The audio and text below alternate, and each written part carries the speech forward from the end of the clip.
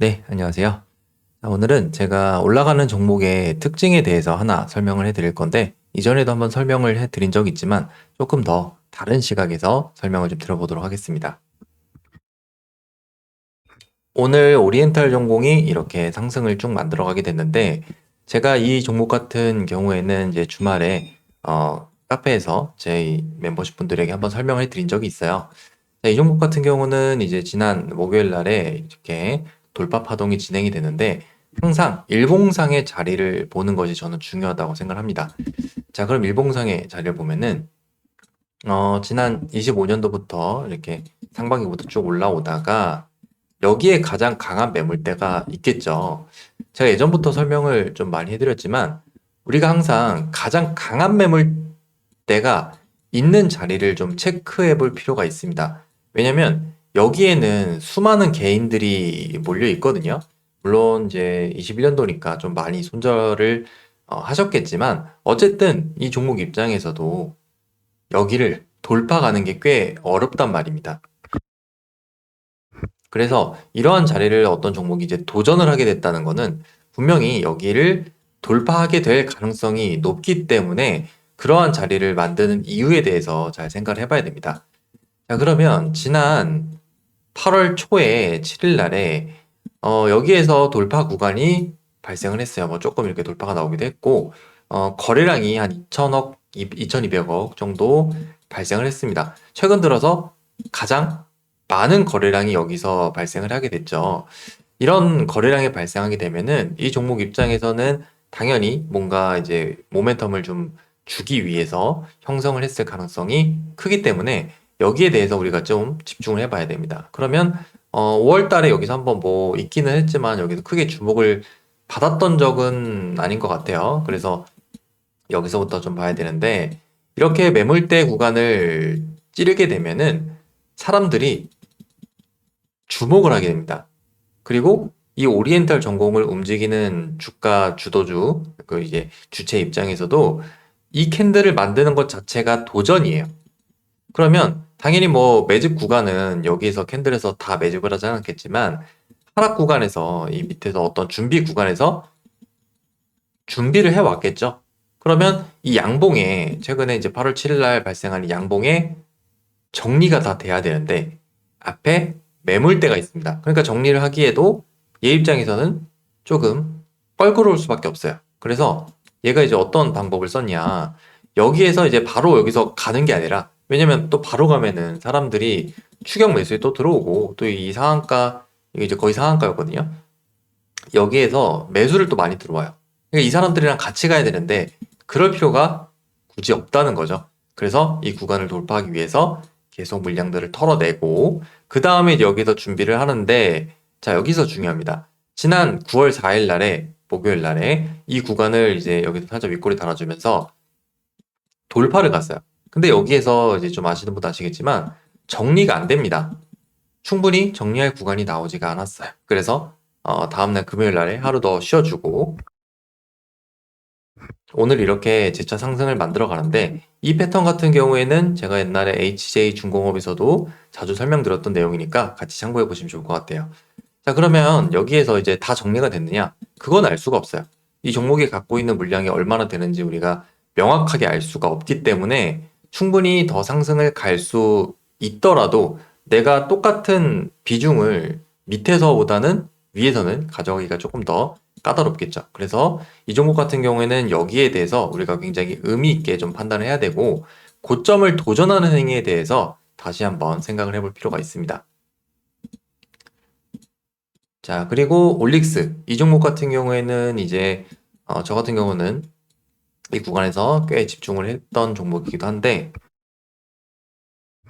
자, 이 종목의 경우에도 마찬가지예요. 지난 3월 달에 이렇게 상승이 나왔었고, 이전 영상에도 설명해 드렸지만, 자, 여기가 어디죠? 신고가입니다. 자, 신고가라는 거는 어떤 종목이든지 도전하는 것 자체가 굉장히 큰 돈이 들 수밖에 없어요.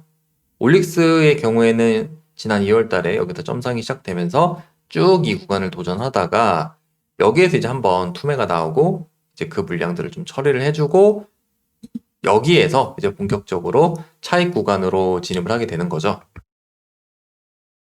자, 그러면 우리가 실제로 이 종목을 제대로 주목할 수 있는 시기는 아마 이제 요 정도에서 여러 번 시장에 등장했으니까 좀 보셨을 텐데, 이런 구간이 좀 만들어졌을 때 얘가 어떤 과정을 만들어 왔는지를 좀 봐야 됩니다.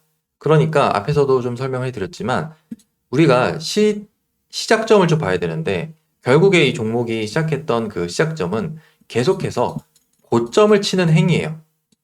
이 구간은 당연히 이 구간을 이제 도전하기 위해서는 굉장한 많은 돈이 들게 되죠. 이렇게 많은 돈이 들게 되는데, 이 종목이 가지고 왔던 그런 거래량의 이력만 보더라도 이례적인 거래량입니다. 그래서 여기에서는 굉장히 많은 돈들이 소요되고 그 뒤에 거래량이 죽죠. 그러면 같은 가격에 계속 도전을 하는데 거래량은 죽는다면은 이 물량들이 이 세력들, 이 주체 세력들에 의해서 잠겼을 가능성이 매우 높습니다.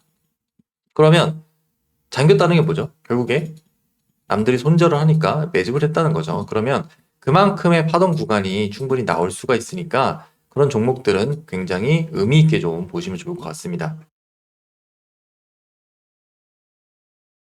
자, 그리고 파이nem텍 얘 같은 경우에도 지금 조금 더 시세를 내는지 좀 지켜보고 있는 종목인데, 자, 얘도 마찬가지예요. 이 종목이 이전에 어떤 의미 있던 거래량이 좀 많이 있었던 적이 없습니다. 좀 보시면 아시겠지만 7월 달, 여기 7월 달 요 이전에 뭔가 엄청 주도주로 움직이면서 그런 거래량이 터진 적이 없어요. 여기서 처음 발생을 하게 됐죠. 게다가 이 구간이 신고가 구간이고 이 종목이 뭐 대시세가 나온 적도 없습니다. 뭐 끽해봐야 5만 원에서 10,000원 정도 사이를 왔다 갔다 하는 이거는 그냥 뭐 횡보 정도라고 볼 수 있거든요. 이런 주식에서는. 그럼 이 정도의 거래량을 만지고 움직였던 애인데 최근에 갑자기 이 신고가 구간에 대해서 많은 거래량들이 발생을 했습니다. 그리고 이 구간 뒤로 한 달 반 정도 이렇게 횡보 구간을 만들어주고 다시 이 구간을 도전을 하잖아요. 그래서 제가 이날 이제 멤버십 분들에게 설명을 해드렸던 적이 있는데, 자, 이 캔들이 만들어졌을 때 왜 이 종목을 좀 주목을 해야 되냐면 여기를 봐야 됩니다. 네. 신고가를 도전하는 행위에 대해서는 여기에서 흐름이 발생을 했죠. 흐름이 발생했는데 그 다음에 이 가격으로 또 도전을 하는 자리를 봐야 됩니다. 여기서 도전을 하죠. 그럼 거래량을 보시면은 굉장히 많이 줄어들어 있습니다. 여기서 이 캔들을 제외하더라도 여기서는 대략적으로 한 2, 3천억 정도 터지게 되는데 여기서는 천억도 안 터지죠. 굉장히 적은 거래량이 터집니다. 여기서 얘가 흐름이 나왔다는 거는 여기서 이제 똑같은 애가 존재했다는 건데 거래량이 터져야 되겠죠. 그래서 이런 거래량이 터지고 물론 이제 조금 더 부족하다고 저는 생각이 들어서 조금 더 봐야 되지만 계속해서 이렇게 어려운 자리를 이 친구들이 도전을 하잖아요. 이런 것들은 결코 그냥 죽을 수도 물론 있겠지만 대부분 좋은 결과로 이어지는 경우가 많기 때문에 그냥 단번에 이런 흐름이 나왔다고 이제 종목이 아예 끝났다. 이제 이 종목을 볼 필요 없겠다 하고 제쳐두기보다는 그 종목을 관심 갖고 지켜보시면은 오히려 좋은 결과로 이어질 수가 있으니까 나중에 계속 흐름을 만들어내는지 체크해 보실 필요가 있습니다. 그리고 오늘 클로버스의 경우에도 여기서 지금 양봉을 하나 만들어냈어요. 제가 이 종목 같은 경우는 6월 달에 또 조금 봤던 종목인데 여기서도 그래요. 지난 6월 달에 여기서 이제 시세가 한 번, 두 번 이렇게 발생을 하게 됐는데 여기서도 이 구간으로 도전을 하게 됩니다. 그러니까 여기가 어디죠? 신고가죠. 여기서도 마찬가지예요. 이 상장 당시에 신고가에 도전을 하게 되면서 수급이 이렇게 쭉 나아졌던 적이 있었고 여기서도 어쨌든 도전을 하게 됐습니다. 물론 여기에서 그냥 다 팔고 그냥 이렇게 쭉 죽었으면은 뭐 굳이 볼 필요는 없겠죠. 거기에서는 뭐 미리 예측을 해서 매수할 수 없겠지만 자, 오늘 나오는 흐름을 보면은 또 다시 이 신고가라는 가격대를 지금 도전을 하고 있습니다. 그러면 이 가격에 대해서 좀 생각을 해보면은 자, 지난 6월 달에 형성된 여기에서 가장 많은 매물대가 존재를 하게 되겠죠. 6월 24일로 한번 캔들을 보면은 보시면은 아침 9시 여기서 이제 풀장이니까 아침 9시가 넘어서부터 이렇게 한 3, 40분 30분도 안 되죠. 한 20분 정도 올리게 되면서 따라 들어오는 개인들이 굉장히 많았을 거예요. 지금 분봉에 말도 안 되죠. 한 80억에서 140억까지 터지죠. 굉장히 강한 세력입니다. 얘는. 이 정도까지 거래량이 터지면서 여기서 많은 개인들이 또 들어왔을 거고, 자, 그 뒤에 이렇게 내려갑니다. 내려가면 이제 굳이 볼 필요는 없겠죠.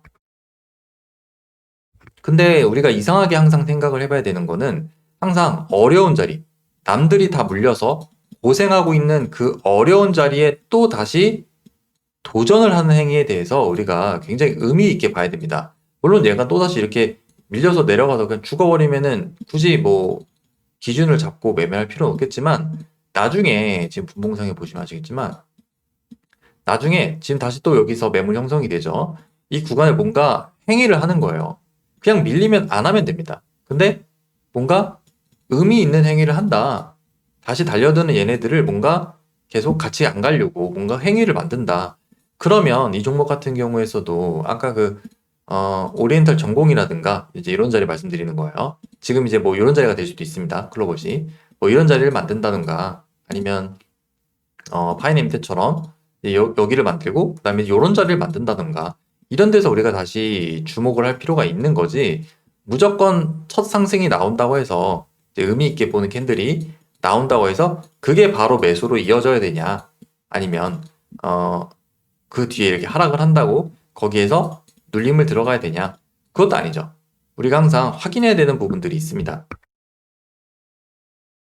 어떤 파동이든지 그 첫 등장하는 부분에 대해서는 우리가 굉장히 의미 있게 볼 수가 있고, 물론 이제 여기가 첫 등장하는 경우가 아닐 수가 있습니다. 클로봇의 경우에는 오히려 첫 등장했던 그런 자리가 6월 달일 수도 있어요. 그러면 지금 자리에서는 우리가 주목을 해야 되는 자리죠. 왜? 언제 여기를 돌파를 갈지 모르니까. 만약에 그냥 죽으면 안 하면 되겠지만 지금 일단 이 종목을 봐야 되는 의미 있는 자리를 만들어냈기 때문에 그 종목은 굉장히 그 시점에서는 관심 있게 보아야 됩니다.